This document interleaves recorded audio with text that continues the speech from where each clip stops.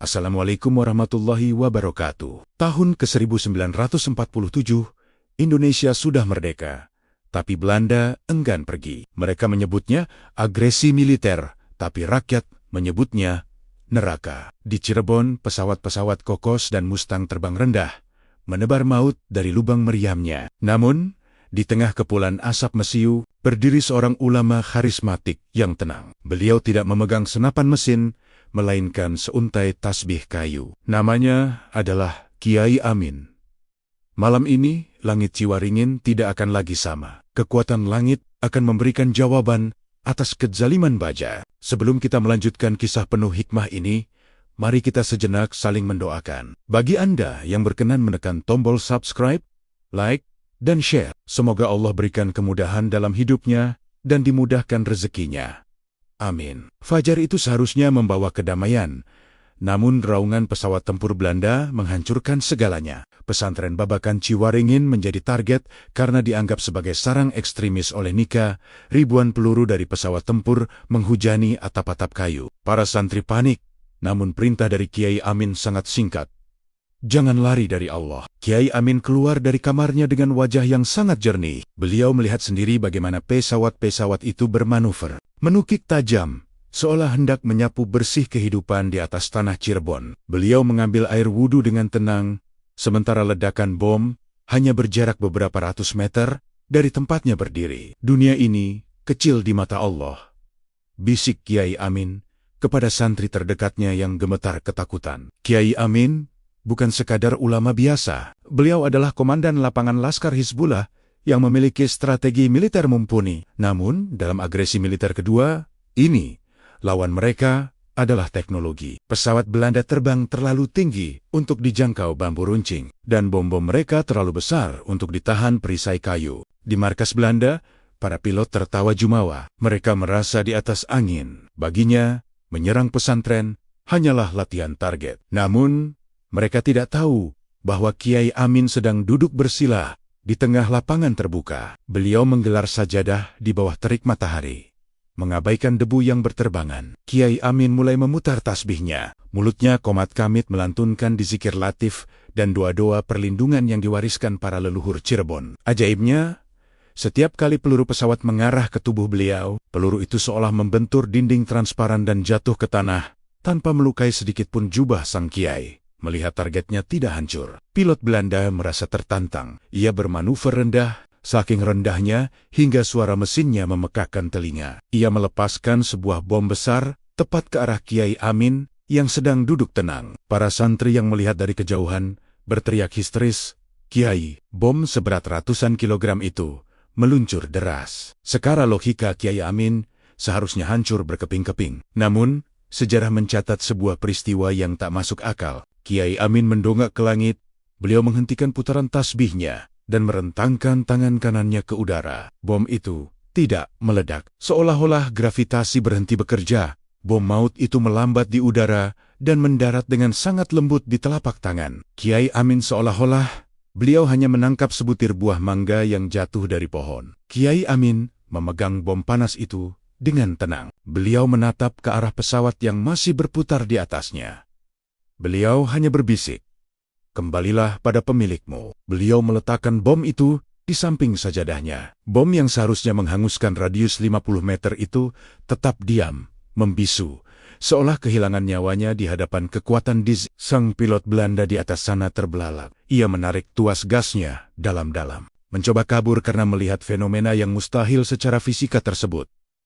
Namun, Kiai Amin belum selesai. Beliau kembali memutar tasbihnya. Beliau mengambil sekerikil tanah, meniupnya pelan, lalu melemparkannya ke arah pesawat yang mulai menjauh. Kerikil kecil itu melesat melampaui kecepatan peluru. Apa yang terjadi saat benda kecil itu menghantam sayap pesawat Mustang yang terbuat dari baja? Mengapa mesin pesawat yang canggih itu mendadak mati total setelah Kiai Amin melempar kerikil tersebut? Rahasia karomah Kiai Amin mulai menyebar, membuat Jenderal Belanda di Jakarta memerintahkan pengepungan besar-besaran dengan tang-tang baja. Mampukah Kiai Amin menghadapi pasukan darat setelah melumpuhkan pasukan udara? Logika Barat mengenal hukum fisika, namun di tangan Kiai Amin, hukum itu seolah tunduk pada ketetapan ilahi. sebuah pesawat tempur Mustang yang canggih, dibuat dari baja pilihan dan dipersenjatai meriam mematikan. Mendadak lumpuh hanya karena lemparan sebutir kerikil kecil. Di tanah Ciwaringin ini, rahasia kekuatan spiritual para ulama pejuang mulai tersingkap. Bukan tentang senjatanya, tapi tentang siapa di balik senjata itu. Malam ini, Belanda akan belajar satu hal. Jangan pernah meremehkan kekuatan tasbih yang berpadu dengan sumpah setia pada tanah air. Setelah kerikil yang dilemparkan Kiai Amin melesat ke angkasa, suara raungan mesin pesawat Mustang itu mendadak berubah.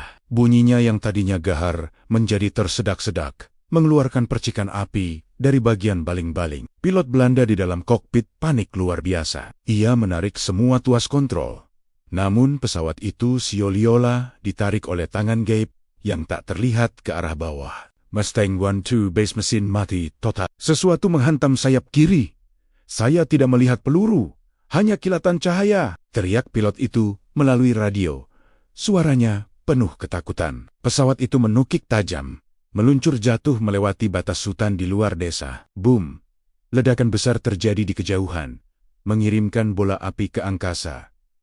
Para santri sontak bertakbir. Allahu Akbar. Allahu Akbar. Kiai Amin hanya menunduk, kembali memutar tasbihnya. Beliau tidak merasa bangga. Bagi beliau, itu hanyalah cara Allah menunjukkan bahwa kesombongan akan selalu jatuh pada waktunya. Namun, kesunyian itu tidak bertahan lama. Jatuhnya pesawat Mustang adalah tamparan keras bagi markas Belanda di Cirebon kota. Kabar jatuhnya pesawat Mustang oleh kekuatan gaib sampai ke telinga Komandan Nika. Marah dan tak percaya, ia segera mengerahkan pasukan darat. Tak tanggung-tanggung, 3 unit tank lapis baja dan truk-truk berisi pasukan infanteri dengan senapan otomatis dikirim menuju Ciwaringin. Mereka diperintahkan untuk meratakan pesantren dengan tanah. Jangan biarkan satu bangunan pun tegak. Tangkap kiai itu hidup atau mati. Perintah Komandan Belanda. Saat deru mesin tank mulai terdengar mendekat, getaran tanah terasa hingga ke dalam masjid. Para santri mulai bersiap dengan bambu runcing dan golok. Namun, Kiai Amin berdiri dan berjalan menuju pintu gerbang desa. Beliau tidak membawa pasukan. Beliau hanya membawa segenggam pasir dan air yang telah didoakan. Kiai Amin berdiri di tengah jalan setapak yang akan dilalui tank Belanda. Beliau menaburkan pasir itu melintang di jalanan, seolah sedang membuat garis pembatas. Beliau juga memercikan air ke udara sambil melantunkan iyatiat dari surat Yasin saat tank-tank Belanda tiba di batas garis pasir tersebut. Terjadilah keanehan besar. Para pengemudi tank mendadak berhenti mendadak. Di mata mereka jalan lurus menuju desa Ciwaringin tiba-tiba menghilang. Yang mereka lihat di depan hanyalah lautan api yang berkobar setinggi langit dan hutan belantara yang sangat rapat. Mundur, mundur! Jalannya buntu.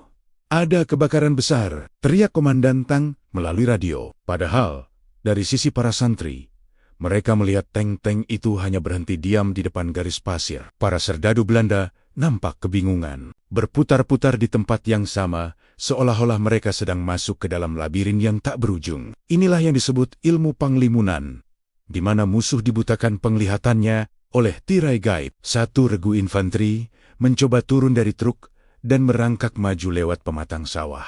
Mereka melepaskan tembakan rentetan ke arah Kiai Amin yang masih berdiri diam. Ribuan peluru melesat membelah udara. Namun, kejadian yang lebih ajaib terulang. Kiai Amin mengangkat tasbihnya. Saat butiran tasbih itu diputar dengan cepat, peluru-peluru Belanda yang seharusnya menembus tubuh beliau mendadak melambat dan kehilangan momentum. Peluru-peluru itu hanya jatuh menggunung di depan kaki Kiai Amin seperti kacang yang tumpah dari karungnya. Seorang prajurit Belanda yang melihat kejadian itu dari jarak dekat langsung membuang senjatanya. Ia gemetar hebat. Mulutnya terkunci. Ia sadar, peluru besi tak akan pernah bisa mengalahkan orang yang sudah selesai dengan urusan dunianya. Belanda mulai menyadari bahwa peluru dan baja tidak berdaya melawan doa. Namun, ketidakberdayaan itu melahirkan kelicikan. Nika mengubah taktik. Jika mereka tidak bisa menembus benteng gaib Kiai Amin, maka mereka akan menggunakan rakyat sebagai perisai. Di saat yang sama, rahasia tentang tasbih hitam sang Kiai mulai terkuak. Sebuah pusaka spiritual yang konon tersambung sanatnya hingga ke Sunan Gunung Jati. Malam ini, keimanan Kiai Amin akan diuji pada titik paling nadir, antara menyelamatkan nyawa santrinya atau mempertahankan kedaulatan tanah kelahirannya. Kabar buruk sampai ke telinga Kiai Amin saat fajar menyingsing. Pasukan Nika kembali bergerak menuju Ciwaringin. Namun kali ini, pemandangannya memilukan. Di depan barisan truk militer dan jeep bersenjata, ratusan warga sipil, para petani, wanita, hingga orang tua dari desa tetangga dipaksa berjalan kaki dengan tangan terikat. Mereka menggunakan pagar betis, bisik seorang santri dengan suara bergetar. Jika kita menyerang, warga kita sendiri yang akan tumpah darahnya. Pasukan Laskar Hizbullah yang sudah bersiaga di balik parit terdiam. Jempol mereka sudah berada di pelatuk senapan sisa rampangan Jepang. Namun hati mereka membeku. Ini adalah perang batin yang paling mengerikan. Belanda tertawa di belakang barisan rakyat, yakin bahwa Kiai Amin tidak akan memiliki keberanian untuk melepaskan serangan. Kiai Amin keluar dari masjid. Beliau melihat pemandangan memilukan itu dari kejauhan. Tangannya menggenggam erat tasbih kayu hitamnya. Tasbih ini bukan sembarang benda. Konon, tasbih ini dibuat dari kayu pohon stigi yang tumbuh di area keramat Sunan Gunung Jati. Setiap butirannya telah dimandikan dengan jutaan dizikir selama bertahun-tahun. Seorang asisten senior Kiai Amin bertanya, "Kiai, apa yang harus kita lakukan?" Mereka membawa ibu-ibu dan anak-anak sebagai perisai. Kiai Amin tidak menjawab secara lisan. Beliau memejamkan mata, memutar tasbihnya dengan kecepatan yang tak masuk akal. Suara gesekan butiran kayu itu terdengar seperti suara desiran ombak yang kuat. Dalam pandangan batin beliau, tasbih tersebut bukan lagi sekadar alat hitung dizikir, melainkan simpul energi yang menghubungkan bumi Ciwaringin dengan penjagaan raib para leluhur. Belanda mulai melepaskan tembakan peringatan ke udara, memaksa warga untuk terus maju mendekati pesantren. Namun, saat warga mencapai garis batas desa, Kiai Amin mengangkat tasbihnya tinggi-tinggi ke langit. Bismillah, kun fayakun. Seketika, kabut tebal berwarna putih susu turun secara mendadak dari perbukitan.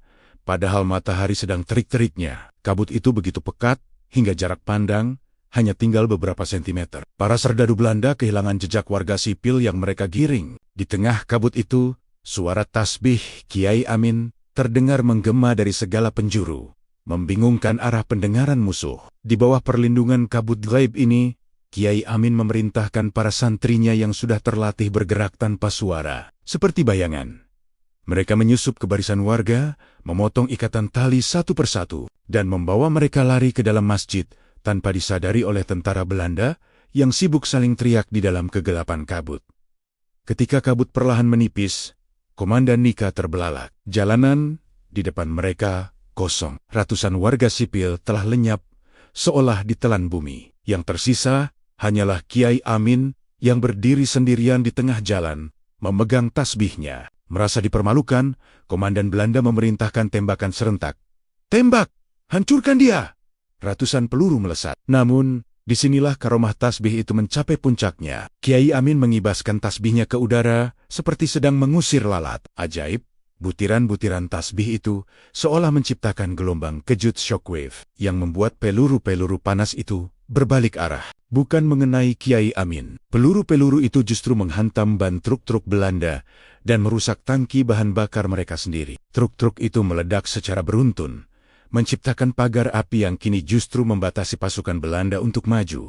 Malam ini bukan lagi tentang tank yang bising atau pesawat yang menderu. Belanda telah mengirimkan Korps Spesiale Tropen, pasukan elit pembantai yang tidak percaya pada jimat, karomah, apalagi Tuhan. Mereka datang untuk satu misi, operasi senyap untuk memenggal kepala perlawanan Cirebon. Namun, saat kaki-kaki terlatih mereka menginjak tanah Ciwaringin, alam semesta seolah memberikan penolakan, karena di samping Kiai Amin telah hadir sosak-sosak penjaga yang tak nampak oleh mata lahir. Namun, sangat nyata bagi mereka yang menjemput maut. Komandan pasukan Baret Hijau, seorang pria bertubuh raksasa dengan bekas luka di pipinya, memberi isyarat tangan. Mereka bergerak melewati pematang sawah, tanpa suara sedikit pun. Sepatu bot mereka tak meninggalkan bunyi di atas lumpur. Mereka telah melewati garis pasir yang dibuat Kiai Amin kemarin, mengira benteng Haib itu telah hancur oleh hujan. Target terlihat di masjid. Abaikan yang lain.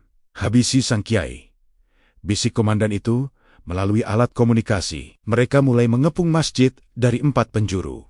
Namun, keanehan dimulai. Salah satu prajurit di posisi paling belakang mendadak merasa pundaknya ditepuk. Saat ia menoleh, tidak ada siapa-siapa. Namun, senapannya mendadak terasa seberat 1 ton hingga ia jatuh terduduk di atas lumpur. Tiba-tiba, di tengah pelataran masjid yang gelap, muncul sosok pria tinggi besar, berjubah putih. Wajahnya tidak terlihat jelas, tertutup sorban. Namun, di tangannya tergenggam sebuah pedang panjang yang memancarkan cahaya biru keputihan. Cahayanya begitu terang, hingga mengalahkan kilat yang menyambar di langit. Pasukan baret hijau yang terlatih refleks melepaskan tembakan rentetan. Here ate, ate, ate, ate, ate, ate. Ah, peluru-peluru menembus sosok berjubah putih itu, namun ia tetap berdiri tegak. Peluru itu seolah hanya melewati asap. Kiai Amin keluar dari masjid dengan tenang. Beliau tidak terkejut melihat sosok berjubah putih itu. Beliau hanya mengangguk kecil, seolah menyapa seorang kawan lama yang datang membantu. "Jangan kalian nodai tanah ini dengan kesombongan," ucap Kiai Amin pelan, namun suaranya terdengar jernih di telinga setiap prajurit Belanda. Meskipun hujan sedang badai, sosok berjubah putih itu mulai bergerak. Ia tidak berlari, ia hanya melangkah pelan. Namun, setiap kali pedangnya diayunkan di udara, gelombang energi menghantam pasukan baret hijau. Prajurit-prajurit elit itu terpental seperti daun kering yang ditiup angin puyuh. Senjata-senjata mereka mendadak membara panas hingga terpaksa dilemparkan. Komandan baret hijau mencoba mencabut pistolnya, namun tangannya mendadak kaku, membeku seperti es. Ia melihat sosok penjaga itu mendekat. Di mata sang komandan, sosok itu nampak seperti raksasa setinggi pohon kelapa yang matanya memancarkan api tauhid. "Siapa kalian?" teriak sang komandan dalam bahasa Belanda. Suaranya penuh keputusasaan. Kiai Amin mendekat. Tasbih hitamnya berputar di sela-seli jarinya. "Mereka adalah mereka yang kalian lupakan dalam sejarah. Para syuhada yang jiwanya tetap menjaga tanah ini. Kalian membawa peluru. Kami membawa doa yang menembus langit." Malam itu menjadi mimpi buruk yang tak akan pernah dilupakan oleh sisa-sisa pasukan baret hijau. Mereka yang dikenal sebagai pembunuh berdarah dingin, kini lari terbirit-birit ke arah hutan. Di dalam kegelapan hutan, mereka seolah dikejar oleh ribuan harimau gaib yang suaranya menggetarkan jantung. Beberapa prajurit ditemukan esok harinya dalam keadaan linglung di pinggir sungai, terus bergumam tentang manusia pedang cahaya. Markas besar Belanda di Cirebon gempar. Laporan militer yang dikirim ke Jakarta tidak masuk akal. Pasukan elit hancur oleh 1 orang tua dan 1 bayangan bercahaya. Belanda menyadari bahwa selama Kiai Amin masih memegang tasbihnya di Ciwaringin, Cirebon tak akan pernah bisa dikuasai. Mereka memutuskan untuk mengambil langkah terakhir yang paling gila, meminta bantuan seorang ahli okultisme dari Eropa untuk mematahkan kekuatan gaib sang Kiai. Pasukan terbaik Belanda telah tumbang di tangan penjaga gaib Ciwaringin. Namun, perang ini kini bergeser dari perang fisik menjadi perang batin tingkat tinggi. Belanda mendatangkan seorang penyihir putih dari daratan Eropa untuk menandingi Karomah Kiai Amin.